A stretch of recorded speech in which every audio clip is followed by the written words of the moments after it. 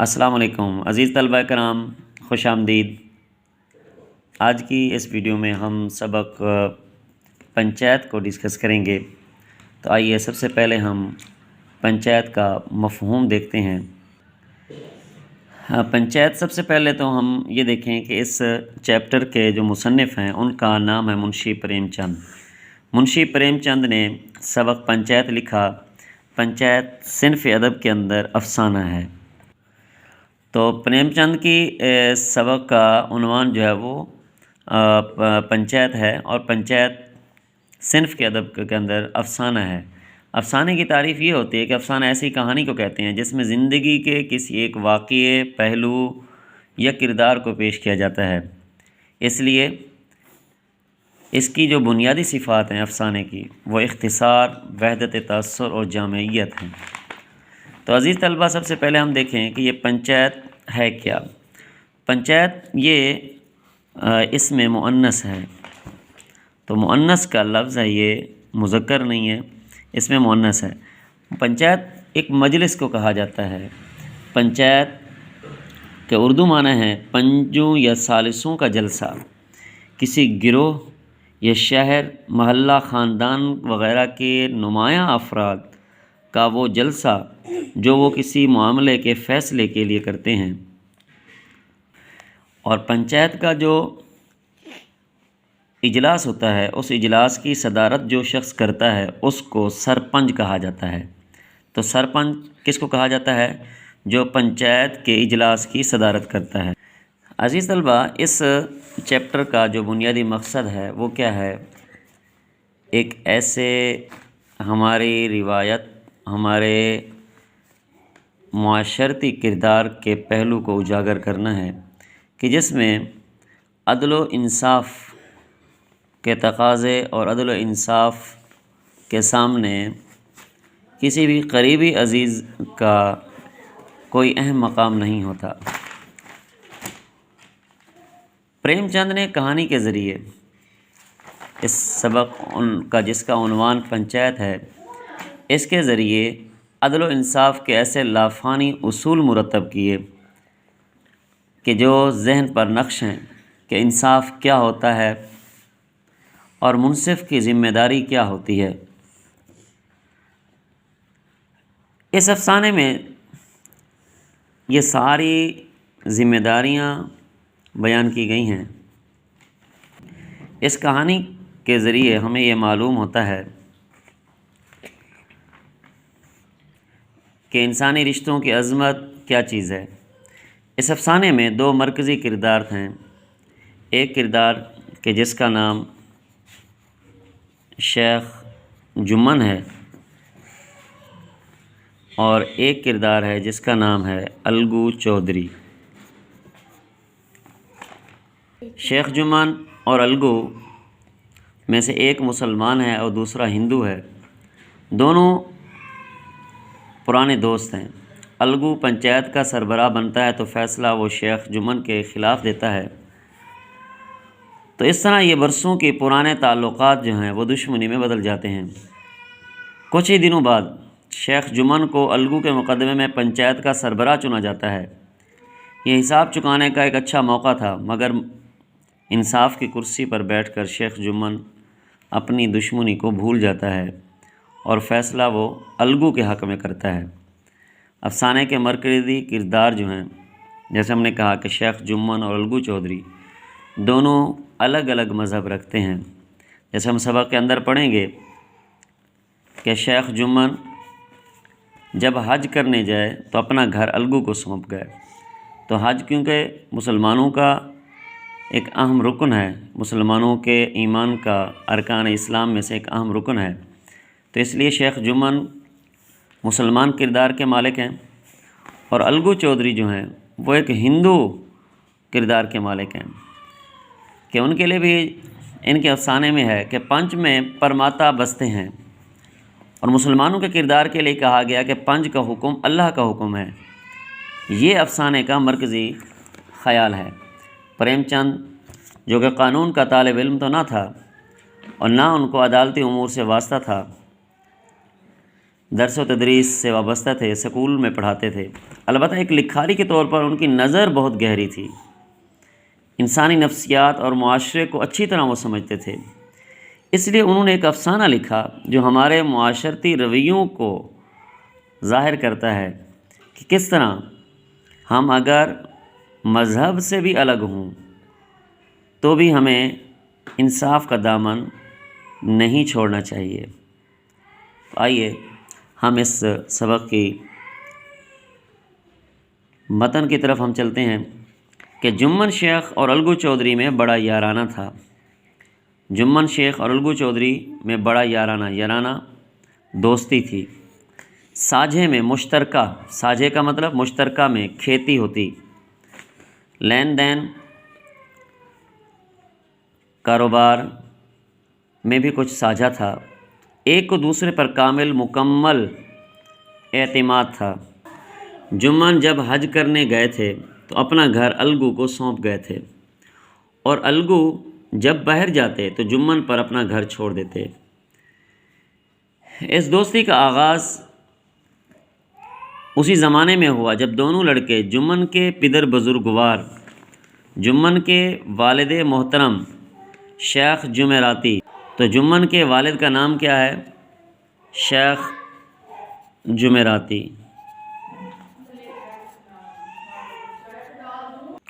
جب دونوں لڑکے جمن کے پدر بزرگوار شیخ جمعراتی، تو جمن کے والد کا نام ہے شیخ جمعراتی، کے روبرو سامنے زانو ادب طے کرتے تھے۔ زانو ادب طے کرنا کا مطلب ہے مؤدب ہو کر بیٹھنا، ادب سے بیٹھنا، شاگرد ہونا بھی ہو سکتا ہے۔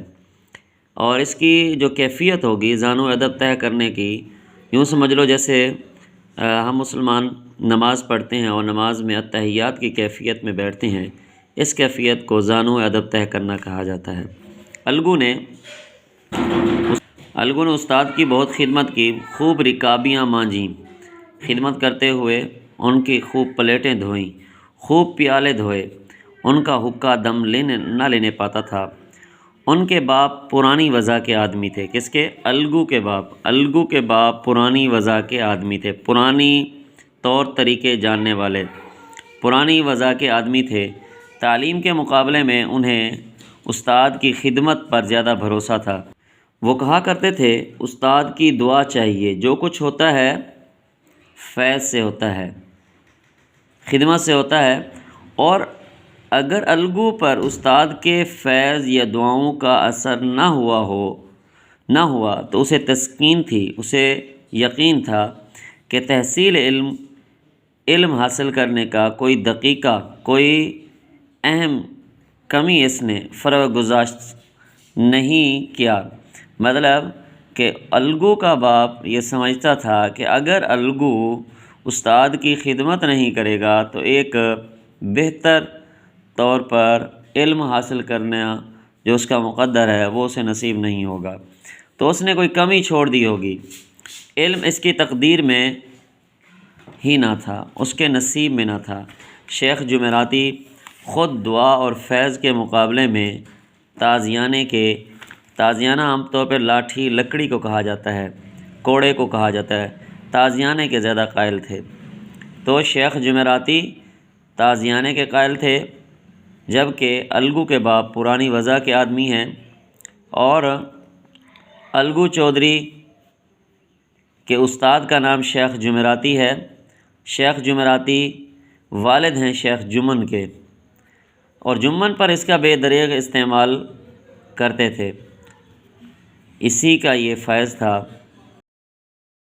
جمن کی قرب و جوار کہتے ہیں آس پاس، ارد گرد، قرب و جوار ارد گرد کے مواضعات، موضع کی جمع، گاؤں ٹاؤن جو ہوتے ہیں ان کو موضع کہا جاتا ہے۔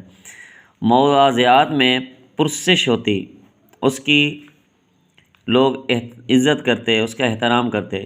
شیخ جمن کی ایک بوڑھی بیوہ کہتے ہیں ایسی خاتون کو جس کا خاوند فوت ہو جائے، خالہ تھیں۔ خالہ ماں کی جو بہن ہوتی ہے اسے خالہ کہا جاتا ہے۔ ان کے پاس کچھ تھوڑی سی ملکیت تھی، کچھ تھوڑی سی زمین تھی، ملک سے املاک، ملکیت، مگر غریب کا وارث کوئی نہ تھا، وارث کوئی اولاد نہ تھی۔ جمن نے وعدے وعید کے سبز باغ دکھا کر وعدے وعید وعدے کیے، خالہ اماں سے وہ ملکیت اپنے نام کرا لی تھی جب تک ہبہ نامہ رجسٹری نہ ہوئی تھی، جب تک وہ تحفہ کی جو زمین تھی وہ رجسٹری نہ ہوئی تھی، تو خالہ جان کی خوب خاطرداریاں ہوتی تھیں، خوب خدمتیں ہوتی تھیں، خوب میٹھے لقمے چٹپٹے سالن کھلائے جاتے تھے، مگر پگڑی کی مہر ہوتے ہی جیسے ہی اس ہبہ نامہ کی تصدیق ہو گئی، ہبہ نامہ شیخ جمن کے نام ہو گیا، ملکیت زمین کی رجسٹری ہو گئی، تو اس کی خاطرداریوں اس کی خدمتوں پر بھی مہر لگ گئی، مہر ہوگی، بند ہوگی۔ یہاں مہر کا مطلب بند ہو جانا۔ جمن کی اہلیہ بی فہمین، تو جمن کے والد کا نام شیخ جمراتی، جمن کی اہلیہ بیوی کا نام تھا بی فہمین نے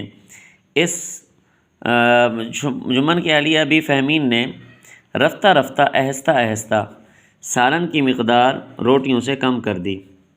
تو کس چیز کی مقدار کم کر دی؟ سالن کی مقدار کس سے کم کر دی؟ روٹیوں سے۔ کچھ دنوں تک خالہ جان نے اور دیکھا، مگر جب برداشت نہ ہوئی تو جمن سے شکایت کی، شکوہ کیا۔ جمن صلح پسند آدمی تھا۔ جمن کون ہے؟ صلح پسند آدمی۔ اب اس معاملے میں مداخلت کرنا مناسب نہ سمجھا کہ عورتوں کے معاملات ہیں، دخل اندازی مناسب بہتر نہ سمجھی اس نے۔ کچھ دن تو رو دھو کر کام چلا، آخر ایک روز خالہ نے جمن سے کہا، بیٹا تمہارے ساتھ میرا نباہ گزارا نہ ہوگا، تم مجھے روپے دے دیا کرو، میں اپنا الگ پکا لوں گی۔ جمن نے بے اعتنائی لاپرواہی سے جواب دیا، روپیہ کیا یہاں پھلتا ہے، پیدا ہوتا ہے، یا روپیہ یہاں پر بڑھتا ہے کیا؟ خالہ جان نے بگڑ کر کہا، غصے میں آ کر کہا، مجھے نان نمک چاہیے یا نہیں؟ نان نمک کا مطلب خوراک چاہیے، کچھ کھانے پینے کو چاہیے یا نہیں چاہیے؟ جمن نے مظلومانہ انداز سے جواب دیا، چاہیے کیوں نہیں، میرا خون چوس لو۔ طنز کے طور پر کہہ رہا ہے کہ میں آپ کو اور کیا دوں، سب کچھ تو دے رہا ہوں۔ کوئی یہ تھوڑے ہی سمجھتا تھا کہ تم خواجہ خضر کا میننگ یہاں پر لمبی عمر، ویسے خضر ایک پیغمبر ہیں کہ جن کے بارے میں مشہور ہے کہ انہوں نے آب حیات پی رکھا ہے، تو تم خواجہ خضر لمبی عمر، خواجہ خضر کی حیات کا مطلب زندگی، حیات زندگی لے کر آئی ہو۔ خالہ جان اپنے مرنے کی بات سن نہیں سکتی تھی، خالہ جان اپنے مرنے کی بات نہیں سن سکتی تھی۔ یہ بات ان کو لگ گئی کہ یہ میرے مرنے کے انتظار میں ہے۔ جامے سے باہر ہوئی، بہت غصے میں آنا، محاورے کا استعمال زیادہ کیا گیا اس وقت میں، بہت غصے میں ہوئی، جامے سے باہر ہو کر پنچایت کی دھمکی دی، دھمکی دینا، ڈرانا۔ جمن ہنسے، وہ فاتحانہ ہنسی، متکبرانہ جس کو ہم ہنسی کہہ سکتے ہیں، جو شکاری کے لبوں پر ہرن کو جال کی طرف جاتے ہوئے دیکھ کر نظر آتی ہے کہ اب یہ ہرن ہمارے جال میں پھنسے گا۔ شکاری وقت سے پہلے خوش ہو جاتا ہے، ہاں ضرور پنچایت کرو، فیصلہ ہو جائے، مجھے بھی دن رات کا وبال پسند نہیں، مصیبت۔ پنچایت کی صدا، آواز کس کے حق میں اٹھے گی؟ اس کے متعلق شیخ جمن کو اندیشہ نہیں تھا، خطرہ، کوئی خوف، کوئی ڈر نہیں تھا۔ قرب و جوار میں، آس پاس میں، ارد گرد میں ایسا کون تھا جو ان کا شرمندہ منت نہ ہو؟ شرمندہ منت کا مطلب ان کا احسان مند نہ ہو۔ کون تھا جو ان کی دشمنی کو حقیر سمجھے، گھٹیا سمجھے یا کم سمجھے؟ کس میں اتنی جرت بہادری تھی جو ان کے سامنے کھڑا ہو سکے؟ آسمان کے فرشتے تو پنچایت کرنے آئیں گے نہیں۔ اس کے بعد کئی دن تک بوڑھی خالہ لکڑی لیے، لاٹھی لیے آس پاس ارد گرد کے گاؤں کے چکر لگاتی رہی۔ کمر جھک کر کمان ہو گئی۔ کمان کا مطلب کمر کا جھک کر کمان ہو جانا، کم دوہری ہو جانا۔ ایک قدم چلنا مشکل تھا، مگر بات آ پڑی تھی، اس کا تصفیہ ضروری۔ تصفیہ کہتے ہیں اس کا فیصلہ۔ شیخ جمن کو اپنی طاقت، رسوخ اور منطق، تین چیزیں ہیں۔ شیخ جمن کو کن چیزوں پر کامل اعتماد تھا؟ طاقت پر، رسوخ پر اور منطق پر۔ اس کے اندر اثر و رسوخ اس کی وہاں پر، کیونکہ ارد گرد کے آس پاس کے لوگوں کے اوپر اس کا احسانات اتنے تھے، اور منطق، فلسفہ، اور طاقت مالدار آدمی تھا، وہ کسی کے سامنے فریاد کرنے نہیں گئے، کوئی رونا دھونا کرنے نہیں گئے۔ بوڑھی خالہ نے اپنی دانست میں تو گریہ زاری کرنے میں کوئی کسر نہ اٹھا رکھی۔ خوب یہ تقدیر، خوش قسمتی، کوئی اس طرف مائل نہ ہوا۔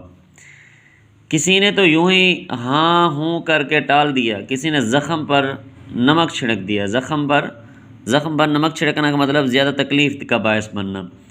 چاروں طرف سے گھوم گھام کر چل پھر کر بوڑھیا الگو چودھری کے پاس آئی، لاٹھی پٹک دی۔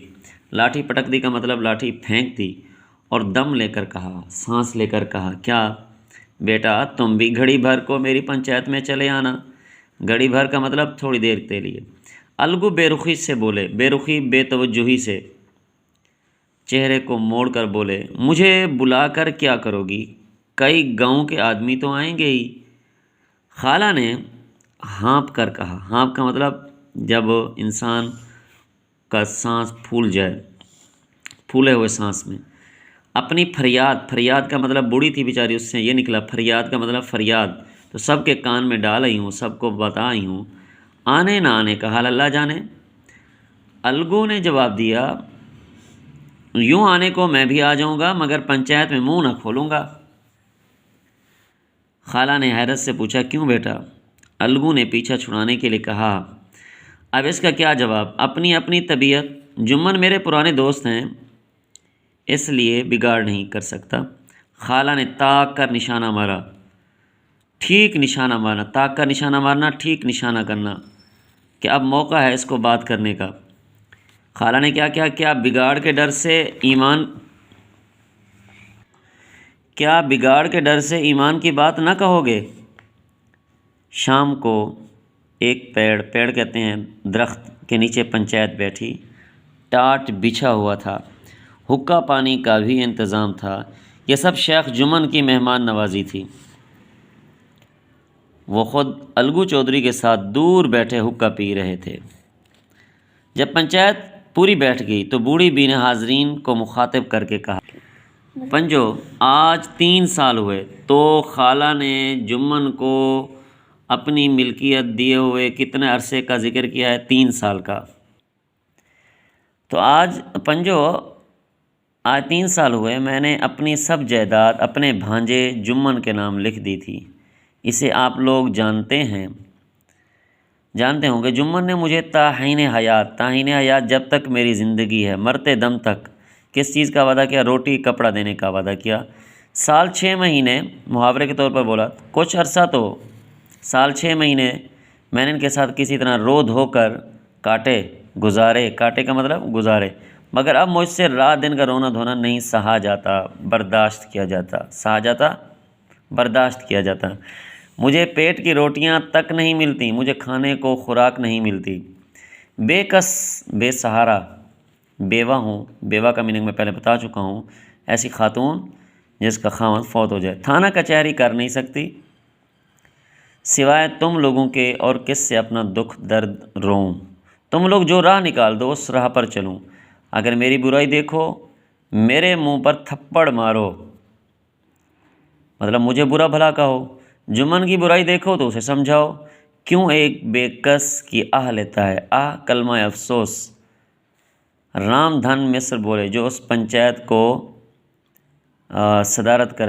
کی صدارت کر رہے تھے، تو رام دھن مصر بولے، جمن میاں پنج کسے بیتتے ہو، پنج کسے بناتے ہو، ابھی سے طے کر لو۔ جمن نے حاضرین پر ایک اڑتی سرسری نگاہ ڈالی، دلیرانہ فاتحانہ انداز سے کہا، خالہ جان جسے چاہیں پنج بنائیں، مجھے عذر نہیں، مجھے کوئی تکلیف نہیں۔ خالہ نے چلا کر کہا، ارے اللہ کے بندے، تو پنجوں کے نام کیوں نہیں بتا دیتا؟ جمن نے بڑھیا کو غضبناک نگاہوں سے دیکھا، غضبناک بہت غصے والی آنکھوں سے دیکھا۔ اب اس وقت میری زبان نہ کھلواؤ، جسے چاہو پنج بنا دو۔ خالہ نے جمن کے اعتراض کو تاڑ لیا، سمجھ لیا، بولیں، بیٹا خدا سے ڈر، میرے لیے کوئی اپنا ایمان نہ بیچے گا۔ اتنے بھلے آدمیوں میں سے کیا سب تیرے دشمن ہیں؟ اور سب کو جانے دو، الگو چودھری کو تو مانے گا۔ جمن فرتے مسرت سے باغ ہو گئے۔ فرط مسرت کہتے ہیں بہت زیادہ خوشی میں آ جانا، باغ باغ ہونا، خوش ہونا، مگر ضبط کر کے برداشت کر کے بولے الگو چودھری ہی صحیح، میرے لیے جیسے رام دھن مصر ویسے الگو، کوئی میرا دشمن نہیں۔ الگو بغلیں جھانکنے لگے، بغلیں کا مطلب شرمندہ ہونے لگے الگو، کیونکہ وہ بیٹھے تھے اس کے ساتھ، کس کے ساتھ؟ جمن کے ساتھ حقہ پی رہے تھے۔ بغلیں جھانکنا، شرمندہ ہونا کہ مجھے جج بنایا جا رہا ہے، مجھے منصف بنایا جا رہا ہے۔ اس جھمیلے میں نہیں پھنسنا چاہتے تھے، اس جھگڑے میں، کہ ایک طرف کیا ہے، جمن بہترین دوست ہے، اس کا فیصلہ میں نہیں کر سکتا، اور دوسری طرف جمن کی ہی خالہ ہے۔ معترضانہ اعتراض کے انداز میں کہا بوڑھی ماں تم جانتی ہو کہ میری اور جمن کی گاڑھی دوستی ہے، گہری دوستی ہے، پکی دوستی ہے۔ خالہ نے جواب دیا بیٹا دوستی کے لیے کوئی اپنا ایمان نہیں بیچتا، پنج کا حکم اللہ کا حکم ہے۔ یہ ایک اہم جملہ ہے کہ جو بوڑھی اماں نے کیا کہا کہ پنج کا حکم اللہ کا حکم ہے، پنج کے منہ سے جو بات نکلتی ہے وہ اللہ کی طرف سے نکلتی ہے۔ الگو چودھری نے کہا شیخ جمن ہم اور تم پرانے دوست ہیں۔ اب الگو چودھری سے شیخ جمن کیونکہ قبول کر لیتے ہیں منصفی کو، تو وہ الگو چودھری سے کہتے ہیں شیخ جو الگو چودھری نے کیا کہا؟ الگو چودھری نے کہا شیخ جمن ہم اور تم پرانے دوست ہیں، جب ضرورت پڑی ہے تم نے میری مدد کی، اور ہم سے جو بن پڑا جو ہو سکا تمہاری خدمت کرتے آئے ہیں، مگر اس وقت نہ تم ہمارے دوست ہو اور نہ ہم تمہارے دوست، یہ انصاف اور ایمان کا معاملہ ہے۔ خالہ جان نے بچوں سے اپنا حال، پنجوں سے اپنا حال کہہ سنایا، تم کو بھی جو کچھ کہنا ہو کہو۔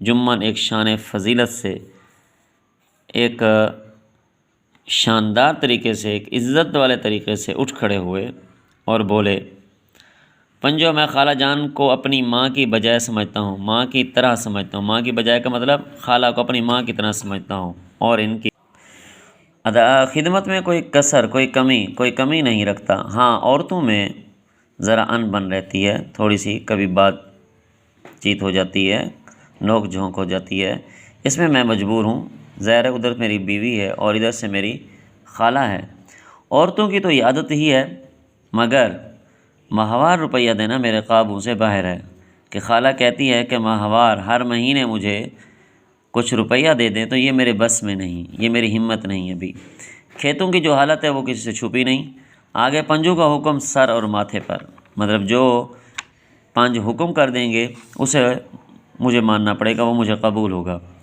الگو کو آئے دن عدالت سے واسطہ رہتا تھا، قانونی آدمی تھے، یہ ایک اہم پوائنٹ اس کے بارے میں۔ شیخ جمن کے بارے میں پیچھے ہم نے پڑھا تھا صلح پسند آدمی، تو الگو قانونی آدمی تھے۔ جمن سے جرح کرنے لگے، سوالات کرنے لگے، ایک ایک سوال جمن کے دل پر ہتھوڑے کی ضرب کی طرح لگتا کہ میرا دوست مجھ سے سخت سوالات کر رہا ہے۔ جمن حیرت میں تھے، پریشان کہ الگو کو کیا ہو گیا ہے، ابھی تو یہ میرے ساتھ بیٹھا کیسے مزے کی باتیں کر رہا تھا، اتنی دیر میں ایسی کایا پلٹ ہو گئی کہ میری جڑ کھودنے پر آمادہ ہے، تیار ہے۔ اچھی دوستی نبھائی، اچھی دوستی کا پاس رکھ رہا ہے۔ جرح ختم ہونے کے بعد الگو نے فیصلہ سنایا، لہجہ نہایت سنگین، سخت، تحکمانہ، فیصلہ کرنے والے انداز میں، حکم دینے والے انداز میں تھا۔ شیخ جمن پنجوں نے اس معاملے پر اچھی طرح غور کیا، زیادتی سراسر تمہاری ہے، ہر طرح سے تمہاری ہے، کھیتوں سے معقول مناسب نفع ہوتا ہے، تمہیں چاہیے کہ خالہ جان کے ماہوار گزارے کا بندوبست کرو، اس کے سوائے، اس کے علاوہ اور کوئی صورت نہیں، اگر تمہیں یہ منظور نہیں تو ہبہ نامہ منسوخ ہو جائے گا۔ جمن نے فیصلہ سنا اور سناٹے میں آ گیا، سکتے میں آ گیا۔ احباب دوستوں سے کہنے لگا بھائی اس زمانے میں یہی دوستی ہے کہ جو اپنے اوپر بھروسہ کرے اس کی گردن پر چھری پھیری جائے۔ اس فیصلے نے الگو اور جمن کی دوستی کی جڑیں ہلا دیں، کہ جس میں الگو جمن کے خلاف اور خالہ کے حق میں فیصلہ کرتا ہے۔ تناور درخت دوستی کا مضبوط درخت حق کا ایک جھونکا بھی نہ سہ پایا، برداشت کر پایا۔ وہ اب بھی ملتے تھے مگر وہ تیر و سپر کی طرح، ایک دوسرے کے دشمنوں کی طرح، تیر اور اس کے ڈھال کی طرح۔ جمن کے دل سے دوست کی غداری کا خیال دور نہ ہوتا تھا، اور انتقام کی خواہش، بدلے کی خواہش چین سکون نہ لینے دیتی تھی کہ کسی طرح کوئی موقع ملے اور میں جمن کہتا کہ الگو کو میں بتاؤں کہ اس نے کیسے میری دوستی کا حق ادا نہیں کیا۔ خوش قسمتی سے موقع بھی جلد مل گیا۔ الگو چودھری پچھلے سال میلے سے بیلوں کی ایک اچھی گویا مال لائے تھے، ایک اچھی جوڑی لائے تھے، پچھائی نسل کی کہ خوبصورت بیل تھے۔ مہینوں تک قرب و جوار سے لوگ انہیں دیکھنے آتے رہے۔ عزیز طلبہ، اس سبق کا واقعہ حصہ ہم آنے والی ویڈیو کے اندر انشاءاللہ ڈسکس کریں گے۔ تو یہ پورا ایک پارٹ ہم نے ڈسکس کیا ہے کہ جس میں دو دوست جمن اور الگو ہوتے ہیں، اور وہ دونوں دوست اکٹھے جمن کے باپ کے پاس پڑھتے بھی رہے، اور پھر ہوا ایسا کہ جمن کی خالہ اس کو اپنی کچھ زمین دے کر ماہوار خرچے کا وعدہ کرتی ہے، وعدہ لیتی ہے جمن سے، جو کہ جمن نہیں نبھا سکتا۔ آخر کار وہ خالہ پنچایت کا فیصلہ کرانے پر مجبور ہوتی ہے۔ پنچایت کے اندر جمن کا اس کا دوست الگو سرپنچ بن جاتے ہیں، جو کہ خالہ کے حق میں فیصلہ اور جمن کے خلاف فیصلہ دیتے ہیں، جس کی وجہ سے ان کی دوستی وقتی طور پر ختم ہو جاتی ہے۔ عزیز طلبہ، آنے والی جو ہمارا ویڈیو کا سبق ہوگا اس کے اندر ہم دیکھیں گے کہ ایسا وہ کون سا فیصلہ ہے کہ جس کے ذریعے ان دونوں کی دوستی دوبارہ بحال ہو جاتی ہے، دونوں کے گلے شکوے دور ہو جاتے ہیں، دونوں ایک دوسرے کے دوبارہ سے دل و جان سے دوست بن جاتے ہیں۔